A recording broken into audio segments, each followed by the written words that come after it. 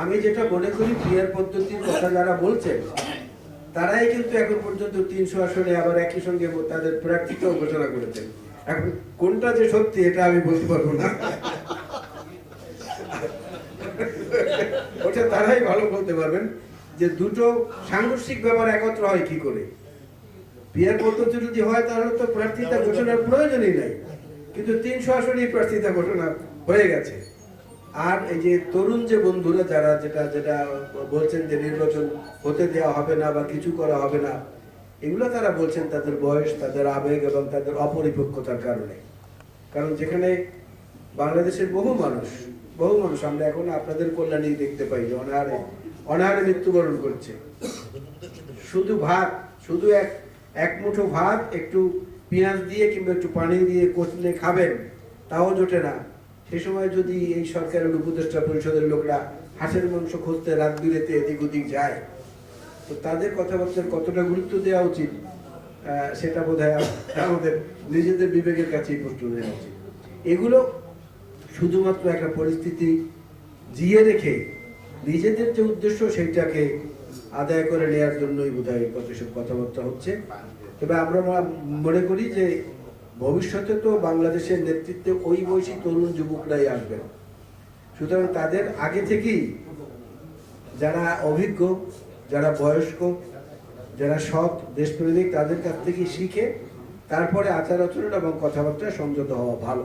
সেটা গণতন্ত্র বিকাশের পথে সহায়ক হবে। আমরা আশা করছি ফেব্রুয়ারিতে হবে নির্বাচন, এবং আমরা চাইব যে নির্বাচনটা ফেব্রুয়ারিতে হোক। কারণ দেখবেন এই কি বলে একটা অ্যাকাউন্টেবল গভর্নমেন্ট, জনগণের কাছে যাদের জবাবদিহিতা আছে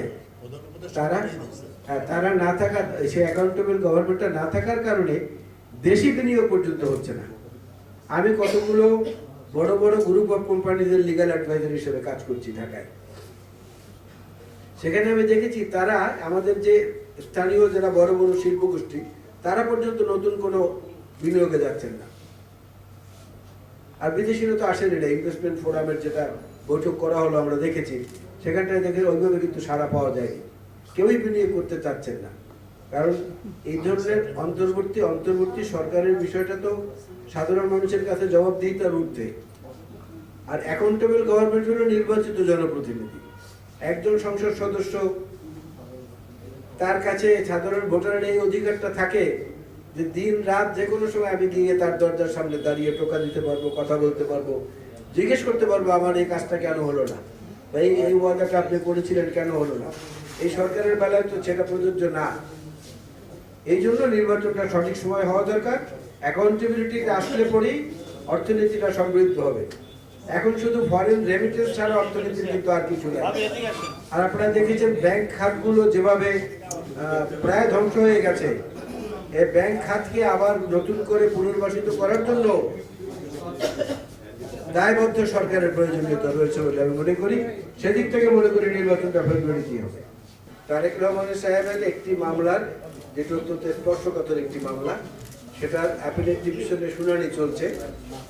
গতকালকে শুনানি ছিল, একদিন বা দুদিন আগেও শুনানি ছিল। এই মামলাটির রায় ঘোষণার পরে যদি উনি খালাস পেয়ে যান, তাহলে উনি মামলার সমস্ত মামলা থেকে মুক্ত হয়ে যাবেন।